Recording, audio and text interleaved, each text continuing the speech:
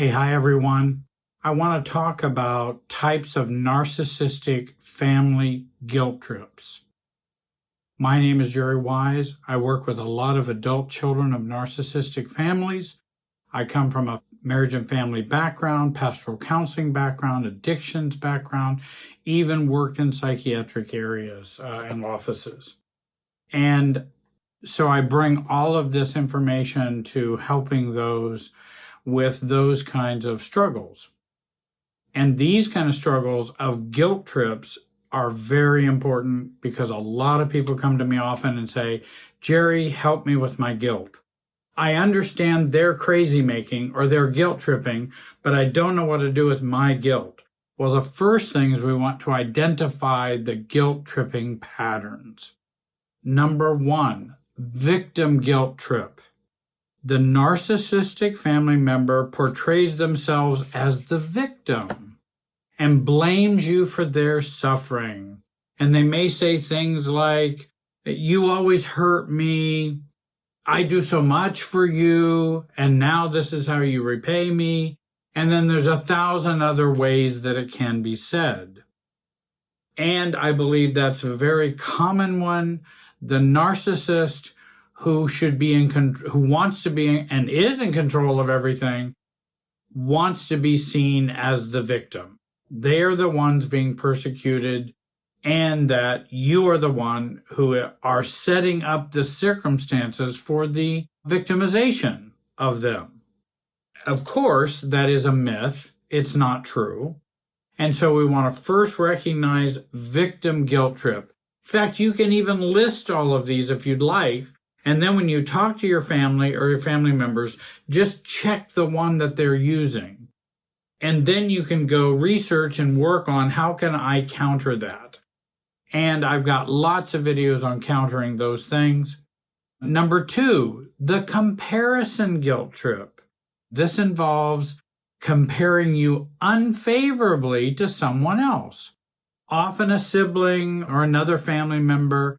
They might say, why can't you be more like your sister? Why can't you be more like your brother? She's always so considerate.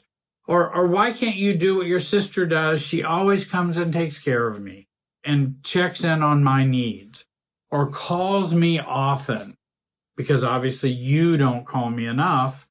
And again, the comparisons, being pretty enough, educated enough, successful enough, have as nice a skin as they have.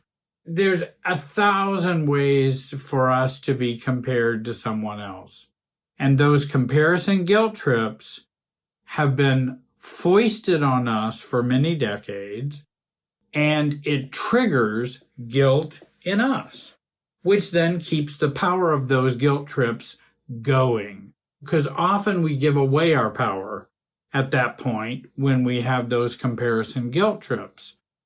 And that there may even be times where you have actually faltered or failed or maybe not done as much.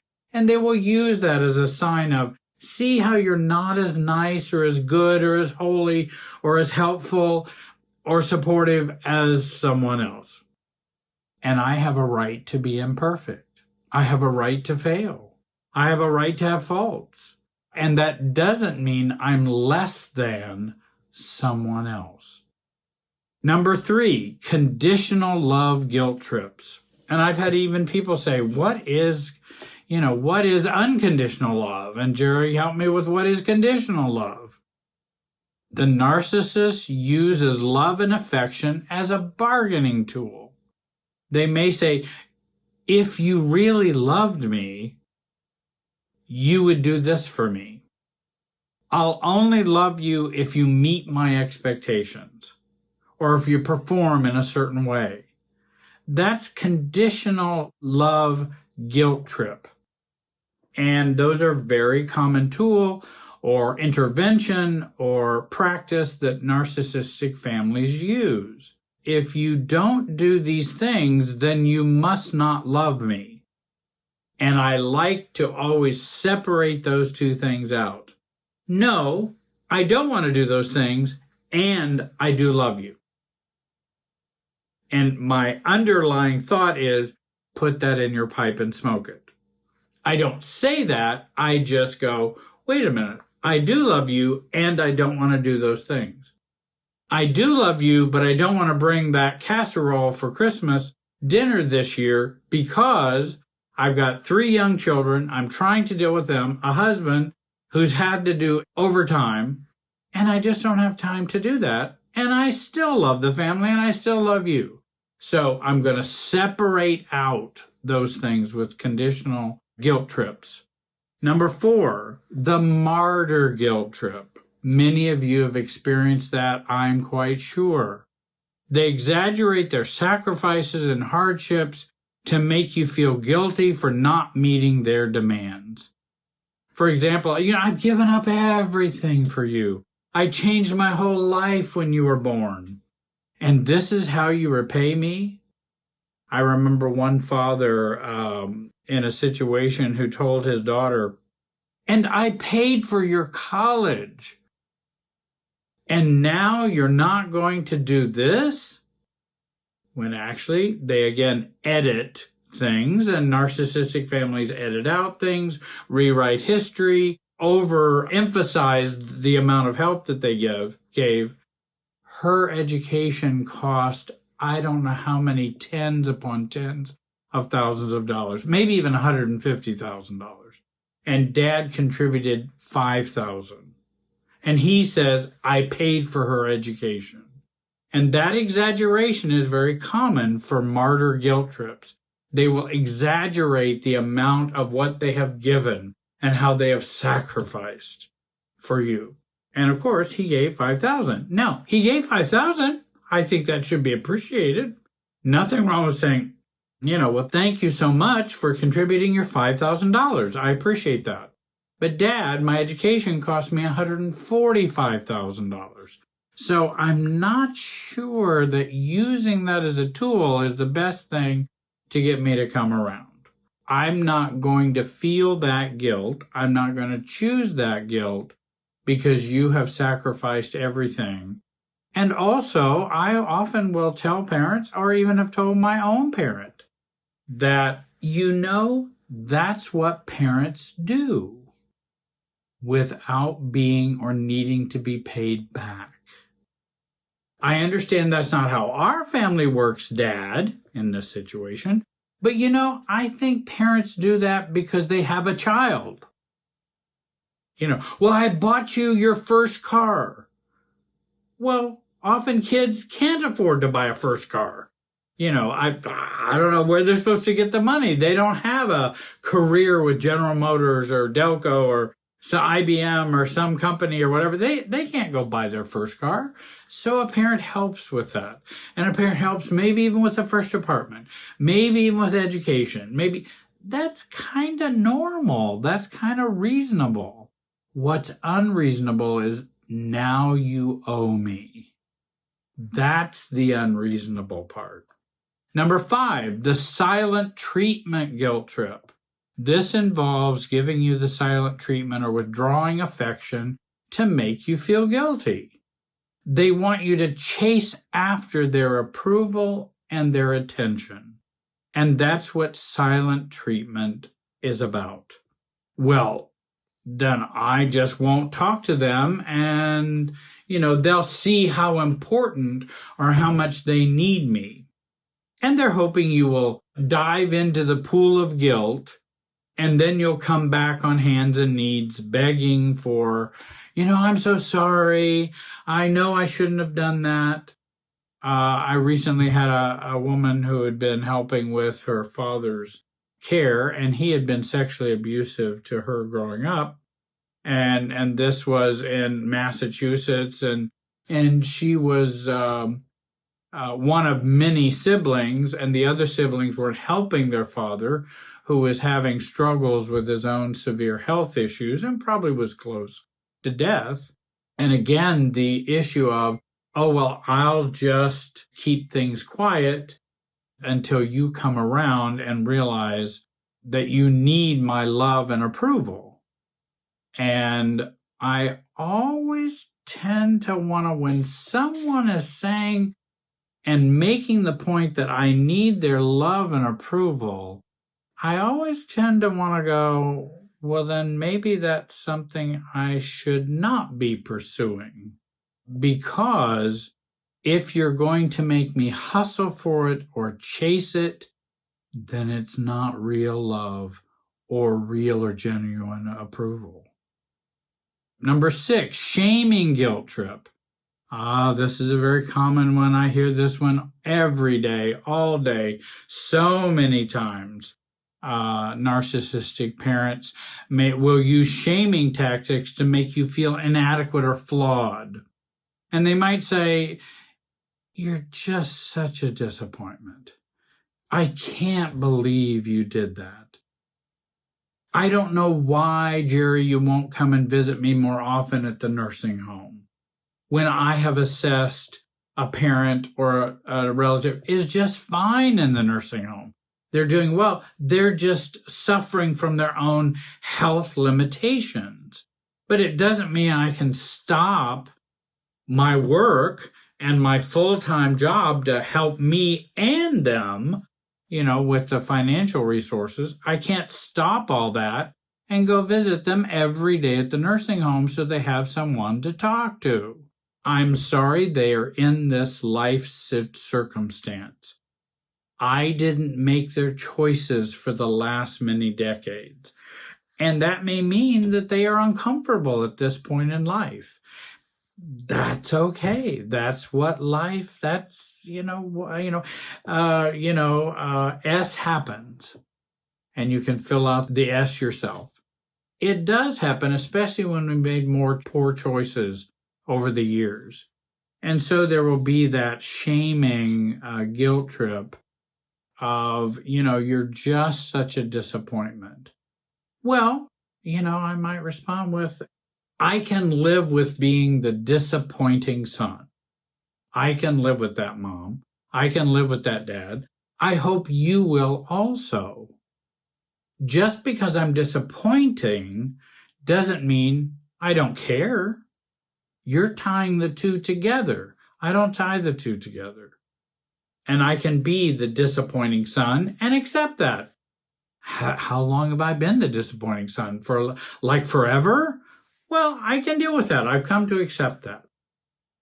And so shaming is not going to get me back into that role.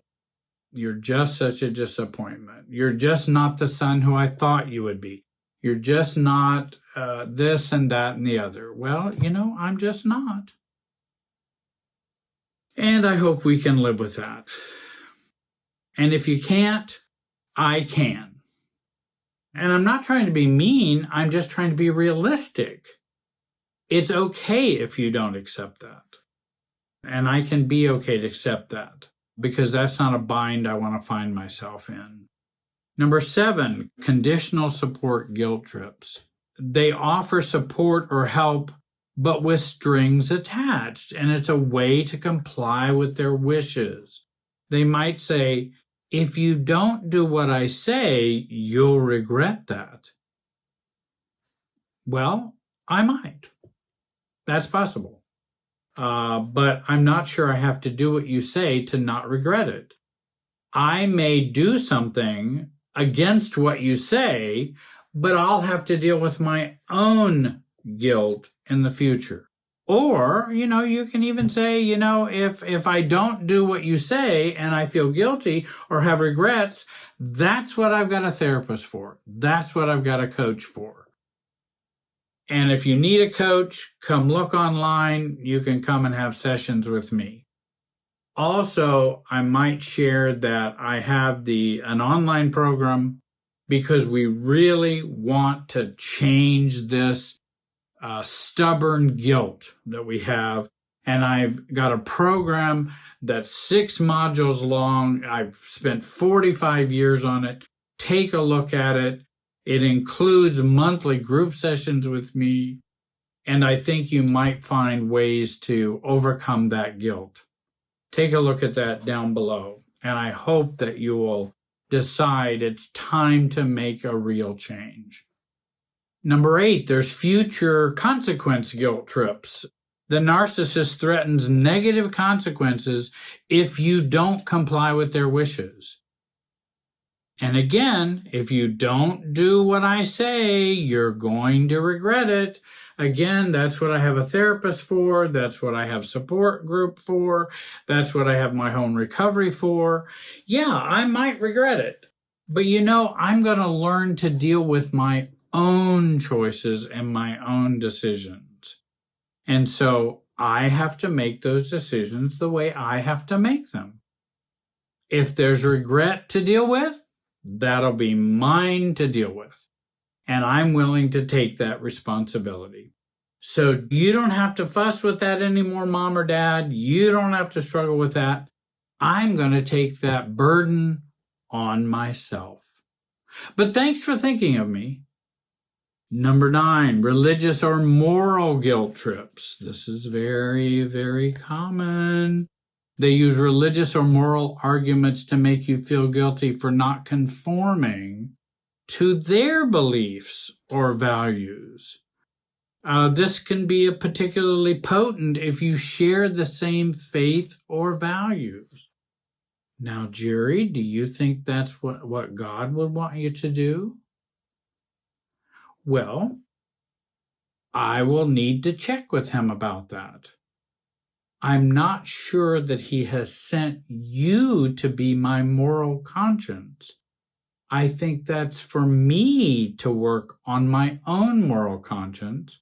You're free to pray to God and tell him to show me the true way, but I'd actually, Mom and Dad, like to hear that from God or the Holy Spirit or my own spirituality, not from you. You may want to work on your own spirituality. I'll work on mine. And there are many other ways to deal with those. Check out the online program, which is Your New Road to Self. You'll never regret investing in that. Number 10, gaslighting guilt trips. We all have come to learn, or if you've not, you will. Gaslighting is a part of narcissism. Gaslighting is a form of manipulation where the narcissist denies their behavior, distorts the truth, or undermines the perception of reality and undermines your perception of reality. They might say, I never said that. Why are you just making things up? Well,